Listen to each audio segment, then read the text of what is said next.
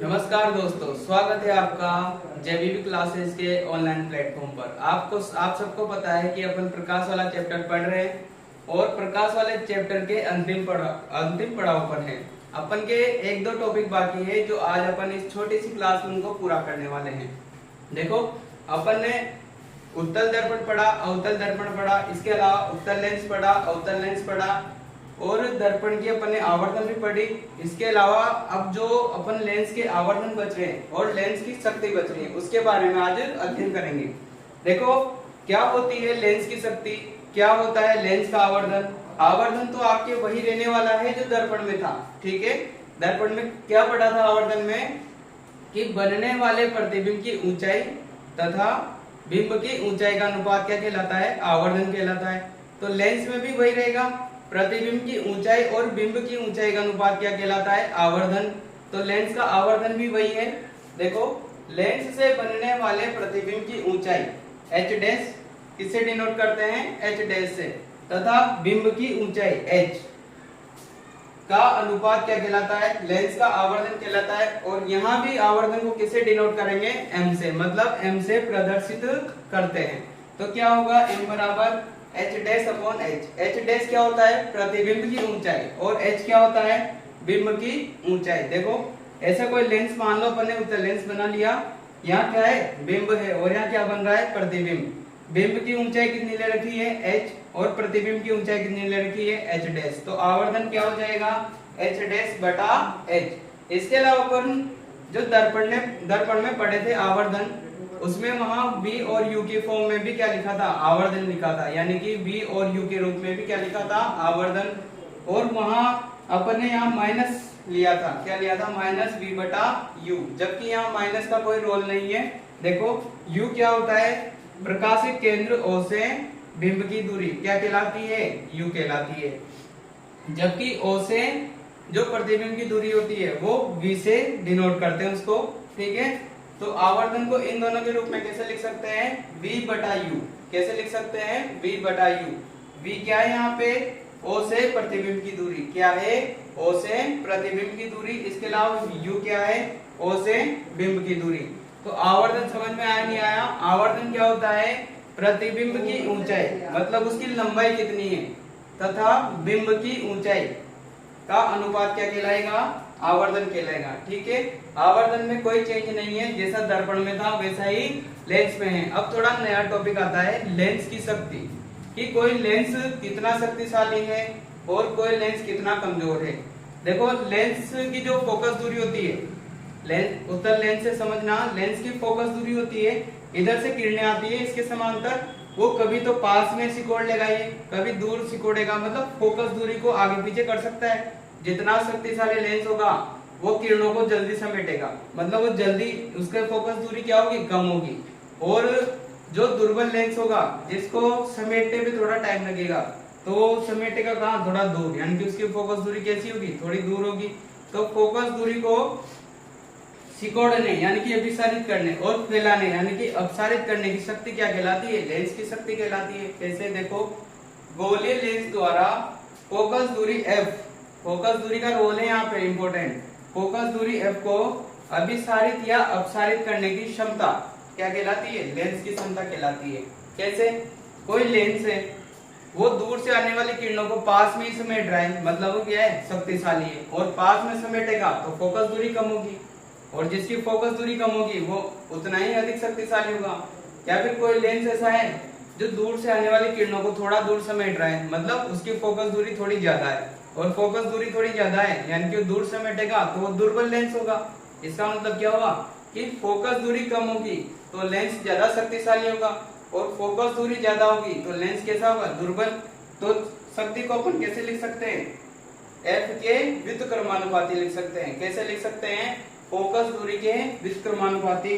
f का मान जितना ज्यादा होगा उसकी शक्ति उतनी ही कम होगी, f का मान जितना कम होगा उसकी शक्ति यानी कि लेंस की शक्ति उतनी ही ज्यादा होगी। यानी कि इसकी दूसरी परिभाषा कैसे लिखेंगे, फोकस दूरी का व्युत्क्रम लेंस की क्षमता कहलाती है। क्या कहलाती, कैसे, लेंस की क्षमता किसे कहते हैं, फोकस दूरी का व्युत्क्रम लेंस की क्षमता कहलाती है। देखो, फोकस दूरी का व्युत्क्रम है या नहीं है, 1/f, तो ये इसकी क्षमता, किसकी समता? लेंस की समता।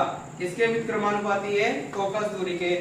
अब एक इंपॉर्टेंट बात है कि जब भी अपन न्यूमेरिकल्स करेंगे, गणित के क्वेश्चन आते हैं, इसमें गणित के रूप में क्वेश्चन आते हैं जिसमें सूत्र लगा के क्वेश्चन करते हैं साइंस में, तो उनको बोलते हैं न्यूमेरिकल्स।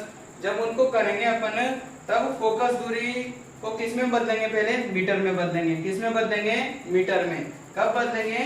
लेंस की क्षमता जब ज्ञात करेंगे, ठीक है ना, तब फोकस दूरी को किस में बदलेंगे? मीटर में। तो यहाँ जो फोकस दूरी का मान रखेंगे उसको किस में रखेंगे? मीटर में।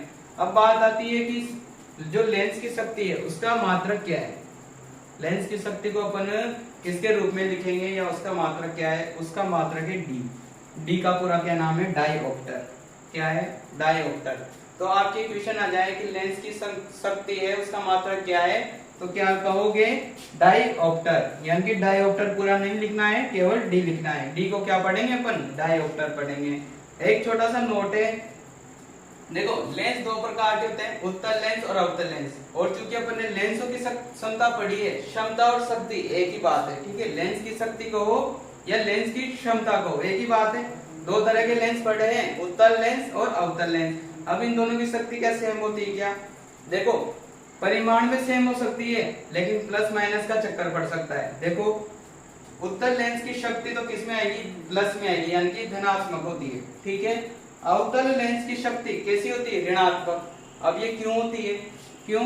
क्योंकि जो उत्तल लेंस होता है उसकी फोकस दूरी तो किधर आती है? इधर आती है, ठीक है। इधर से किरणें आएंगी, वो किधर से मिटेगा? इधर से मिटेगा। तो O से इधर चलेंगे तो पॉजिटिव आएगी फोकस दूरी, और फोकस दूरी प्लस में होगी तो P का मान भी किस में आएगा?